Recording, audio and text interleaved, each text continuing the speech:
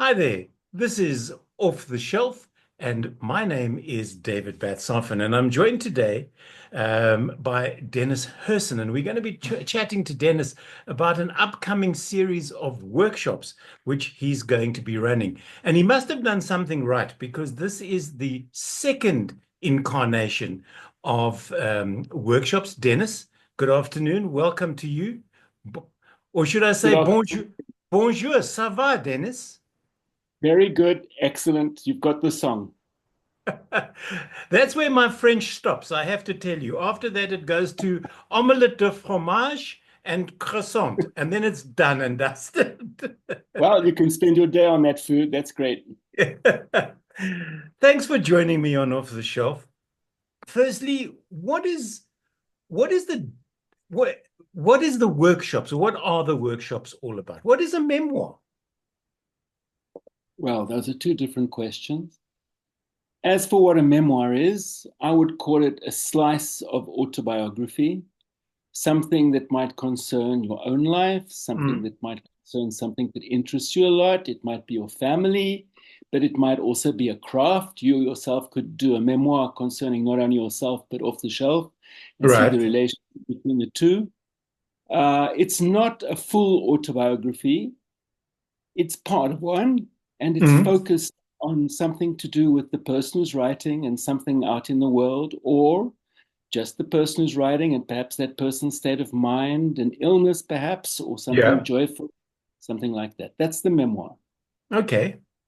As for what these workshops are, well, they are designed to explore what a memoir is through what many writers, fine writers who have written memoirs, have done, looking at the ways they've done it, Right. making an invitation to the participants to learn from those writers and then look at various aspects of what a memoir might be. Each session is 90 minutes long. It's divided into two. The first half is what I've just said, an exploration of various other memoirs, plus mini writing exercises based on what we've looked at. That's the Okay. first. That's 45 minutes. And the other 45 minutes is questions and answers, which I try my best to furnish. Okay. Now, I take it these are online because you're in All of these France at the workshops, moment. sure. They're online and they are open to anyone in the world. So in the last set, I had people in England, in the United States, in Russia, and France and Mm. elsewhere, as well as, of course, in South Africa. Yeah, online. It must be very interesting working them in this way because it's time zone different as well, which means you've got people waking up in the middle of the night to join you, early hours of the morning. Sometimes some are at 7:30 in the evening or 7 o'clock at night. So there's all of that to factor in as well, I should imagine. Yeah, actually, I think the earliest for people is around about 10 or 11 in the morning. Okay. And then the latest are in South Africa that I think is 7 to 8:30 in the evening Yeah. on each Wednesday in the month of March. All right. So the first one, as we can see from the slide there, is on the 5th of March, 7 to 8:30 p.m. Now, you do say it was broken into two. It doesn't mean at 45 minutes in, you can go away and make a cup of tea, have something to eat, come back, pick it up again. You want them focused and present, obviously, during the workshop. Well, that's a challenge. It's the same kind of challenge when you're teaching and you don't want anybody with their mobile phone, right? So it's like, I hope, I hope that everything will be irresistible. If anybody wants to get up and make a cup of tea, nothing can stop them. True enough, because you have no control over the room, really. Right. Is there a specific way to, everybody, not everybody, but many people believe that they have a book inside of them. And then that's the easy bit is just vomiting words onto a page. Difficult part of that is getting published. But now there's self-publishing and all that type of thing. Is there a specific way to structure a memoir? And I don't mean a beginning, middle, and end, but a flow that if you picked up any memoir written by anybody anywhere in the world, you would be able to see this particular structure, whatever that structure is. Let me go back to the beginning of your question and then end up at the end of it. Thank you. I tend to waffle sometimes, Dennis. No, that's not what I was saying. So, in the first place, the aim of these workshops is not to get people necessarily to produce a book. Right. And it's certainly not to get them to vomit anything onto a page. The first question is, can you hear your own voice? Right. Put words to paper, listen to them, work with them, and hear something of yourself in them. This is what we are being deprived of minute by minute in the contemporary world, given the way that we're being battered with information from screens, with long work hours, with news that is absolutely intolerable, with our own problems in our daily worlds. We are running the risk of losing touch with ourselves. And a memoir, in the first instance, is a way of reconnecting with oneself on a page, be it digital or on paper. Okay. That's the first thing. The second thing is that once one starts to put those words on paper about something, some experience, some aspect of one's own life, possibly linked with things happening out in the world, or things one is doing out in the world, once one starts doing that, then it develops organically from the beginning outwards and hopefully will find some kind of form. Memoir writers have tried many different kinds of forms. Mm. For example, Robert Graves in Goodbye to All That, about the First World War, his experience of the First World War, tries perfect chronology, beginning at the beginning of his life and ending more or less at the end of the First World War and his horror of going through life in the trenches. That's one way of doing it. George Surtees, in his book, The Photographer at 16, goes backwards. He's talking about his mother who committed suicide, and he's talking about he begins at the suicide and he works backwards to the beginning of her life. So that's backwards or Right. forwards. That's one kind of structure. Joan Didion, in The Year of Magical Thinking, goes round and round the single moment when her husband died at the dinner table, and then when her daughter died too. And she calls her structure a vortex. Okay. Every time it's a different way of doing things. Georges Perec, in his I Remember books, tries tiny little fragments, all beginning I remember. That's another kind of structure. Okay. There is no master structure. One can look at what other people have done. One can certainly try and imitate it. But ultimately, one is at the same time following one's own noise as one Mm. listens, own voice, excuse me, Yeah. as one, yeah, as one follows one's own memories on the page. Okay. So that's workshop one. We then move to workshop two, which is on the 12th of March, same time, and this is South African time, writing through the eyes of a child. How does one do that as an adult? So I think, David, that we are not just living at one single age. We are potentially living through all the ages that one has lived through. So we all have the child we once were inside us, but we can't always access that Mm. child experience. Some writers have managed to do that extremely successfully, and to name one of them, it would be Alexandra Fuller's memoir, Don't Let's Go to the Dogs Tonight, in which she starts off, she is the little girl whom she once was, and she's living through the experience of going to the toilet at night, running the danger of being shot by her parents who have guns at their side because it's the middle of the War of Independence in southern Rhodesia, which later became Zimbabwe.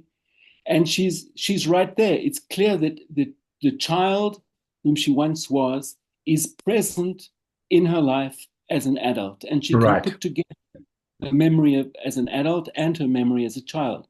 That's a miraculous kind of combination. Mm, It leads to extremely, in her case, exciting and enthralling, irresistible memoir, I would mm. say. This is the question is, how far back can we go in our own lives? It's a worthwhile voyage because we were perceiving the world differently at that time. Sure. And putting that perception then with our perception now is an interesting kind of chemistry. Just if I could throw a slight curveball at you, Dennis. Please. What is your earliest memory? My earliest memory was running up the road of our house in the northern suburbs of Johannesburg towards my mother, who was wearing a white coat because she was a medical student and wanting to be picked up by her at about the age of maybe 5 or 6. I don't know that I can remember much before that. Mhm. Many of our childhood memories, of course, were ones that we've been given by other people and weren't Right. really our. Yeah. Yeah. Okay. I just wondered. Workshop three, 19th of March, same time, 7 to 8:30 p.m. essay time, writing out of an experience of great difficulty. And this, I should imagine, could be anything. It could be a medical trauma, it could be a divorce, it could be a death. The great difficulty is anything you perceive to have caused some sort of difficulty in your life. Yes. I think that often people who start off wanting to write a memoir are writing out of a sense of great difficulty that they've been through. They want to mend something. They want to go beyond it. They don't want to be stuck in a repetitive traumatic Mm. memory. And so there is an extent to which writing a memory could be an act of therapy. Right. And of course, a wound in oneself, a physical wound, a psychological wound, is also a source of energy. It's often a source of blocked energy as the memory goes round and round. The same Mm. thing. And how do we get out of it? It could be a trap. How do we get out of that trap? That's one of the issues faced by someone like William Styron when he writes about depression, and he just can't get out of it until something very special happens in his life. But he writes almost clinically Mm. about this experience. And the question of transcending it, the question of opening out into the world, one's life, being able to breathe again, is central to him as it is to many people who want to write out of difficulty. Then does it sort of fall on the writer if they're going to use it as some sort of catharsis because they're writing about this difficulty as to how much information they're actually sharing with their reader because they don't want the reader to get halfway and go, no, I'm now going to put a gun to my head because I can't deal with this person's trauma. So is it a fine line, or do you just say, as again you said earlier, just write what your voice tells you, and maybe that voice will be its own editor? Okay, now you're getting to a very interesting and radically important question, which is once you've started writing, once you've allowed yourself to let go into words, what happens next? At what point do you actually become aware that there is a reader and find the need to reach that reader? Mm. That might take that might take quite a lot of time. And particularly if you're writing out of a sense of great difficulty, it might take more time that you might have expected because you have to crawl out of a dark space towards the light. Correct. There comes a point when you do feel that maybe you could reach someone, some reader, perhaps even a reader whom you don't know, but you need to work and rework what you've done, often draft after draft after draft before you can get to that point. And it's important not to try and force that. It's Okay. important, it's important to be able to see, with the help perhaps of other readers whom you've chosen carefully, Mm. when you can cross that threshold into the outside world with your writing. Okay. So it's something that needs to be monitored and watched carefully so that you don't chase your readers away at the end of the day. And then finally, workshop 4 coming towards the end of March. Once again, same time, 7 to 8:30 p.m. South African time, exploring a counterpoint to your intimate world. Explain. So, the danger in writing a memoir, and the pleasure too, is to center on oneself. The danger part is that we might find ourselves enclosed in our own world, just Mhm. as we are for workshop number 3 concerning great difficulty. What is a counterpoint? A counterpoint is something that the writer of the memoir is involved in, which could be, for example, learning another language. It could be acquiring a craft. It could be going on a journey, something that takes one out into the world. It could be the highly political consciousness of a writer like George Orwell, who writes in Down and Out in Paris and London. Um, it could be becoming to a political awareness for, as George Orwell did, for example, trying to live a life other than his own among poor people in Paris in the 1930s, I think it was. Mhm. So, yeah, it's something outside of oneself, a counterpoint to one's own inner Okay. that one explores, and which could function as a mirror for seeing oneself at the same time. All right. So now we've come to the end of the 4 workshops. Let's just come back to you and I. Um, what do you, now let me rephrase that. What do you expect from the participants and what can they expect from you?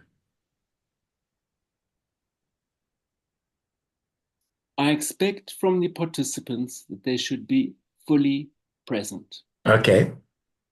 I hope that they might be interested in writing a memoir, but I believe that these workshops could be interesting to anyone who's interested in writing in general. I think that what we're exploring concerning memoir could also be explored in the realm of fiction, etc. Okay. So, And let me continue. yeah, sure. What I expect of myself is that I can find irresistible little sequences of memoir that have been written by other people, that I can find interesting and, again, hopefully irresistible little mini writing exercises concerning those sequences of memoir I've just mentioned. And when it comes to the question and answer part of the memoir workshop, which is the second half, the second 45 minutes, I hope of myself that I can listen intensely to the questions that I'm being asked. Often, the answer to the question is inside the Mhm. question itself, but not always. And that's the great challenge for me, is to be able to answer in as satisfactory a way as possible, knowing all the time that to most questions, there's not only one single answer, but many. Your participants, are they of all ages, or have you found in the last one, did you have sort of a lower and upper limit? Not set by you, but just it just happened with the participants. So in the introductory session last year, in the month of May, there were 110 participants. In the other sessions, there were between 45 and 55 participants, Right. which means that there were quite a lot of people, and there was quite a range of age and experience. Um, and So I think that these workshops are available, could be available to someone who was just setting out, a young person, or a Mm. person who's young in their spirit who had never tried to write a memoir before. There also could be available to people who are reaching a far older period of their lives. I would say anybody from about the age of 18 to Mm. 88 could participate in these workshops Okay. quite easily and have. And have. Okay. Did have you found since last year that any of the people that attended your these workshops have actually gone on to not to write, but to publish a memoir? I don't know about publishing. I do know some of the people who participated, and I know that they've gone on to write. I know that some of them have gone on to extend the mini writing exercises that I gave them, develop those exercises into pieces of writing. For Mm. publication, I honestly don't know. Okay. Now, how do people? But as I said, it Mm. might take time. It's not, Yes. there's no hurry concerning the Yeah. question of publication. No, But I there hear is what I hear urgency. what you're saying. Sorry, David, but there is urgency in trying to connect to one's own voice. That's where the urgency Okay. is on Yeah. the other end of the process. Yeah. Now let's talk about the nuts and bolts of these workshops. How do people get involved? Is there a cost?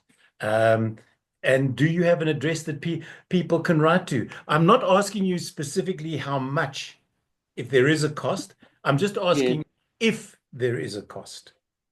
And There the is a answer cost. to that is maybe just yes or no. The answer is yes, there is a cost. And I would advise people to go onto the Johannesburg Publishers Jacana's website to look at the question of the cost. They can also find the address to which they should write, but I will give it now. Yes. It's diolan at jacana.co.za, and I will spell that. Diolan is Diolan at jacana, Jacana .co.za. Diolan at jacana.co.za. Great. That's the person who's handling the wonderful, efficient, eloquent person who is handling the technical side of these I have workshops. to tell you, he is indeed all of those things because I thought I had a contact number for you.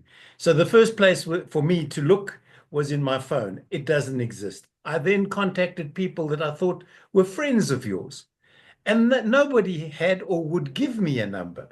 And eventually somebody said, why don't you just get hold of Jacana? Get hold of Dearlin because he sent me the email about these workshops.